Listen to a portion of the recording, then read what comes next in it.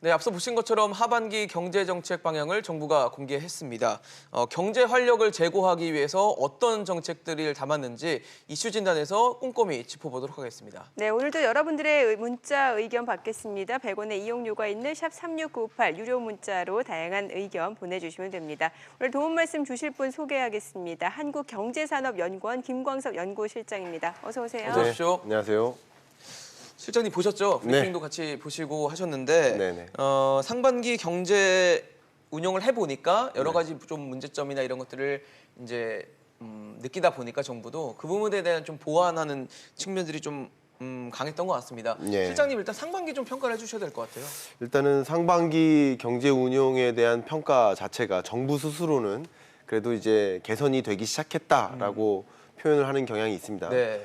굉장히 어려운 경제라고 판단을 하고 있지만 그래도 개선이 나타났다. 정상적으로 이 경제가 이제 굴러갈 수 있다. 이렇게 보고 있어요. 네. 특히 이제 활력이라는 측면, 네. 그리고 체질 개선이라는 측면, 포용, 그리고 미래 대비 이런 여러 영역에 대해서 그렇게 판단을 하고 있는데 지금 우리나라 투자를 보면 5분기 연속 계속 마이너스고요. 취업자가 증가했다고는 하지만 사실은 작년 취업자가 굉장히 작았기 때문에 취업자 증가폭이 작년보다는 당연히 증가하는 거라고 볼 나름의 수 뭐 있거든요. 기저효과 정도로 그렇죠. 보면 되겠군요. 그런 모습들이라든가 그리고 우리나라 경제를 한 숫자로 보여주는 경기 종합지수 같은 네. 것들도 뭐 10 몇 개월간 계속 하락하고 네. 있다든가 이런 것들을 보면 아직 이렇게 반전됐거나 네. 회복되는 여건이 시작됐다 이렇게 판단하기는 좀 어렵다고 아. 보여집니다. 네. 네, 특히나 눈에 띄는 부분이 뭐 부동산, 가계부채 안정적 관리, 또 일자리와 관련해서 꽤 긍정적인 평가를 내놨습니다만, 뭐 최근에 부동산 시장도 좀 꿈틀대는 양상이고 또 취업난, 고용난도 여전한 상황이기 때문에 정부가 너무 낙관적인 평가를 하고 있는 건 아닌가라는 생각이 들거든요. 예, 저도 이 부분에 대해서 굉장히 동감합니다. 네. 지금 방금 부총리께서 말씀하신 그 톤과 여러 가지 메시지들은 굉장히 이 경제가 어렵다라고 반증해주는 모습인 것 같은데, 네. 근데 그 문구로만 보면 굉장히 우리 경제가 그래도 많이 개선됐다 이런 식으로 표현하니까 걱정이 됩니다. 사실 2018년 경제 성장률이 2.7%였습니다. 네. 그리고 올해 경제 성장률 전망치가 2.4에서 2.5%로 하향 조정한 거예요. 예. 근데 2.7에서 2.4로 하락하는 구조인데 어떻게 개선됐다는 표현을 할 수가 있을까요? 개선됐다는 표현 자체는 굉장히 걱정이 되고요. 부동산 시장도 안정적으로 잡겠다라고 목표를 했지만 부동산 가격 자체가 반등을 했습니다. 이게 말 그대로 추세적 반등이라고 생각은 안 합니다만 네. 어쨌든 지금 반등했기 때문에 작년 9.13 대책이 나온 이후로 그 가격을 다시 돌아왔거든요. 네네. 그런 것을 보면 부동산 시장도 잡혔다고 볼 수 없고요. 네. 가계부채는 정말 기이한 일인데요.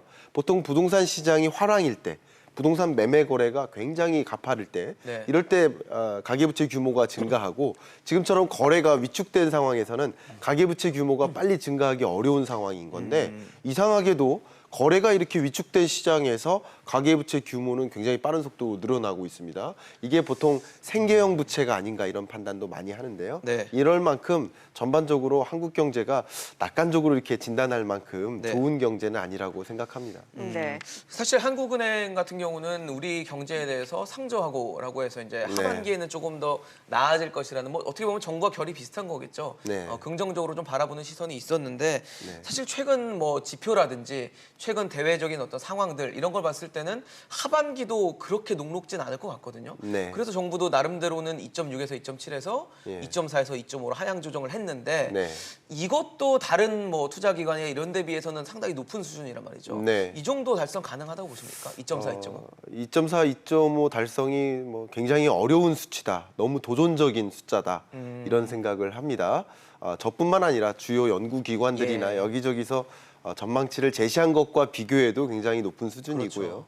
근데 어쨌든 한국은행이 제시했던 그 상저하고의 흐름을 맞추려면 네. 혹은 2.4에서 2.5% 성장률을 맞추려면 상반기까지 해놓은 거에다가. 그렇죠. 상반기는 이미 끝났어요. 예. 그렇죠. 상반기는 끝났는데 상반기가 안 좋았습니다. 1%대예요. 그러면 이 하반기는 네. 3%대 정도가 나와야 2%대가 유지되는 거예요. 그렇죠? 아주 좀 지금 사실 꿈의 숫자 같은 거 아닌가요? 그러니까 거의 상식적으로 산수적으로 계산을 해봐도 네. 2.5%를 만들려면 적어도 한 3% 수준의 네. 하반기는 3분기와 4분기가 그렇게 나와줘야 될 텐데 굉장히 2.5%를 기록하는 것이 굉장히 도전적인 예. 목표다라고 생각을 하고요.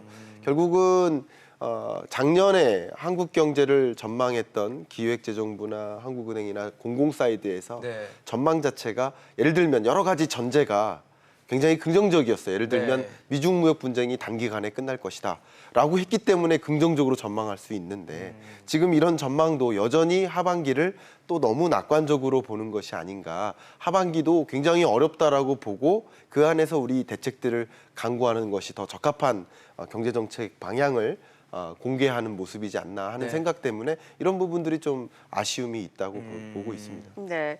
자, 정부가 그리는 하반기 경제정책 방향에 대해서 좀 꼼꼼히 따져볼 필요가 있을 것 같은데 우선 6조 7천억 원 규모의 추경 통과 시에는 집행을 하겠다라고 했습니다. 네. 이 추경의 정책적 효과에 대해서는 여전히 실효성이 있는지 논란이 되고 있거든요. 굉장히 이 부분도 걱정이 되는데 통과가 돼서 조기 집행을 하더라도 자 우리가 아버지가 아이들한테 용돈을 줍니다. 10만 원을 줘요. 네. 근데 그 용돈을 주면 이 아이가 건강해지느냐?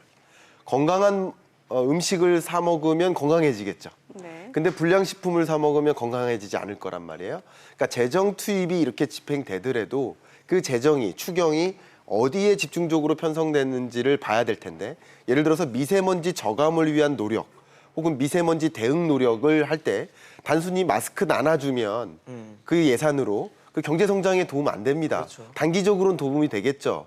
그러나 R&D 예산에 집중적으로 투입을 해서 여러 기업들이 미세먼지 저감을 위한 기술 개발에 뛰어든가 투자를 세계적으로 경쟁력 있는 그런 제품이 공급된다든가 하는 방식으로 한다면 경쟁력을 맞춰 나갈 수 네. 있겠죠. 그런 측면에서 추경 편성된 그 규모는 그렇다 하더라도 이 편성된 분야를 보면 굉장히 분배적 추경이 많이 있기 때문에 그렇게 효과를 기대하기가 굉장히 어려운 상황이다. 큰 효과는 없겠다. 물론 효과는 있겠지만 네네. 그 효과가 굉장히 클 수는 없겠다. 그래서 이제 심의 과정에서 분배적인 요소보다는 조금 더 성장적인 요소로 이 예산을 옮겨 편성해야 되지 않을까 하는 그런 생각을 좀 많이 하고 있습니다. 네. 사실 정부가 이번에 경제정책 방향을 발표하면서 문제가 됐다고 지적하는 것 중에 가장 큰 것이 투자인데 투자가 네. 활성화되지 않다 보니까 네. 경제가 저하된다라는 평가를 했는데 네. 그래서 뭐 10조 원 플러스 알파 수준의 투자 프로젝트를 추진한다든지 이런 식의 뭐 방책도 있지만 사실 정책의 어떤 창의적인 부분의 접근이라기보다는 감세 위주의 그러니까 세금을 네. 좀 줄여줘서 그냥 네. 투자를 좀 독려시키는 이런 정도의 좀 정책밖에 없다라는 네. 지적도 있을 것 같거든요. 네. 어떻게 보셨어요? 네, 뭐 창의성이 떨어진다 뭐 이런 지적도 많이 하고는 있습니다만 감세 위주의 정책 네. 물론 같은 여건 하에서 기업들이 기업 경영을 하는 데 있어서 투자를 하는 데 있어서 세금이 그전보다 줄었어요. 그러면 더 투자할 의사가 생기겠죠. 그렇겠죠. 투자를 진작할 요인인 건 맞습니다만 네. 지금 현재 우리나라 기업들이 투자를 이렇게 위축시켜 나가고 있는 근본적인 문제는 감세, 이 세금 문제만은 아니라는 거죠. 말 그대로 성장 동력이 부재하다든가 네. 이 대외적인 환경이 굉장히 불안하다든가 수출할 여력 자체가 줄어든다든가 규제 이런 것도 있잖아요. 그렇죠. 그런 근본적인 그런 대안들은 사실은 많이 빠져 있어서 아쉬움이 사실은 있습니다. 네. 이 감세만으로 투자를 유인할 것인가 정말 그건 또 아닐 수 있습니다. 네. 물론 도움은 되겠지만 예, 예. 감세 이외에 정말 대규모 프로젝트를 진행하면서 기업들이 마중물 역할로서 정부의 자금과 기업의 어떤 자금이 마중물 역할을 해서 만나는 과정에서 적극적으로 투자에 임하는 그런 투자의 증진.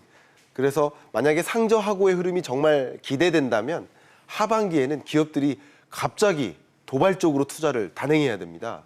근데 그런 것들이 지금 빠져 있는 상황에서 정말 투자를 진작할 수 있는 이런 제안들 굉장히 좋습니다. 좋은 어떤 대규모 프로젝트들 많지만 이것들이 실제 이행될 수 있고 그리고 감세 이외에 정말 기업들이 투자를 단행할 수 있도록 하는 정말 근간에 있는 그런 여건 개선 그런 것들도 함께 마련되어야 되지 않을까 생각을 합니다. 네. 또 그리고 생활 SOC 사업을 신속하게 집행하겠다라고 했는데 사실 현 정부 들어서는 이제 SOC 그 예산을 줄여 왔단 말이죠. 네. 그런데 이게 타이밍적으로 경기가 안 좋아지고 총선이 다가오니까 이 부분에 대해서 어느 정도 좀 기대려는 심리도 많이 반영이 된 게 아닌가 싶어요. 예, 정확한 지적이신 것 예. 같습니다.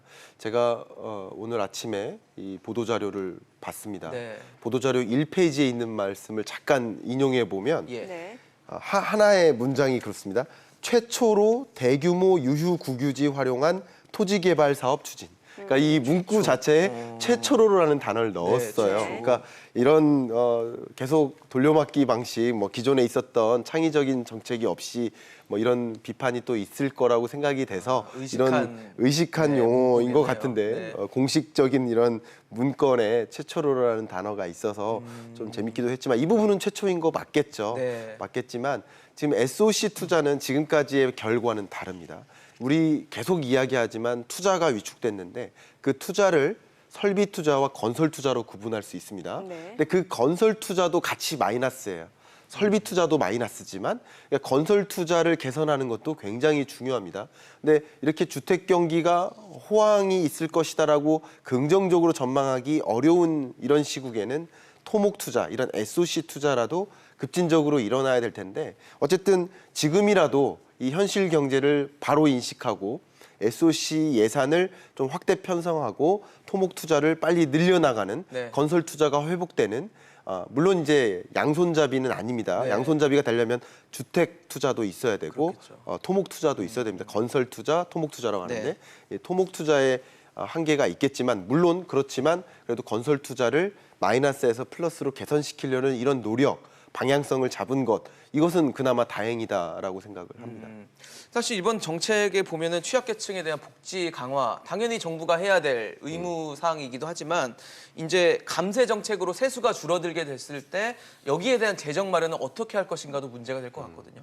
결국 이게 분배 국가, 복지 국가의 모습인 것 같습니다. 이것은 현 정부가 추진해왔던, 생각해왔던 그런 그림인 것 같아요. 결국은 회비를 많이 걷어서 취약계층에게 회비를 더 많이 쓰자라는 구조인 거예요.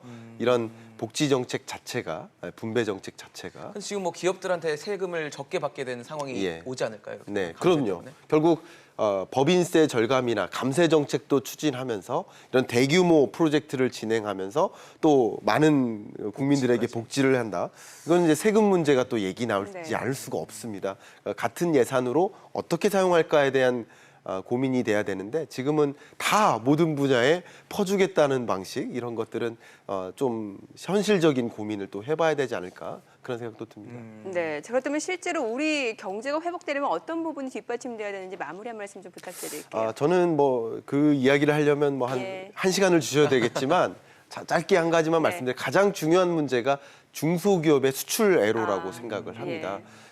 이 대외적인 수출 환경 굉장히 위축됐고 그리고 일본의 이런 압력도 같이 가해지면서 중소기업들의 중국과 그 밖의 기업의 그 밖의 나라의 어떤 수출 경로가 단절되는 그런 구조 네. 굉장히 어색하고 굉장히 걱정이 많이 되는데 네. 우리 정부가 이 중소기업들의 수출 활로를 진행할 수 있는 신시장을 적극적으로 개척하고 신제품을 우리 한국에서 소비되는 좋은 중소기업의 제품이 신시장에 적극적으로 이제 공급될 수 있도록 네. 하는 신시장 개척을 적극적으로 정부가 추진해 준다면 다른 여러 가지 모습은 아니지만 그 중소기업의 그 애로를 네. 좀 해결할 수 있는 그런 일이 되지 않을까 생각합니다. 알겠습니다. 조금 전 발표된 하반기 경제정책 방향을 관련해서 한국경제산업연구원 김광석 연구실장과 얘기 나눴습니다. 네, 고맙습니다. 감사합니다.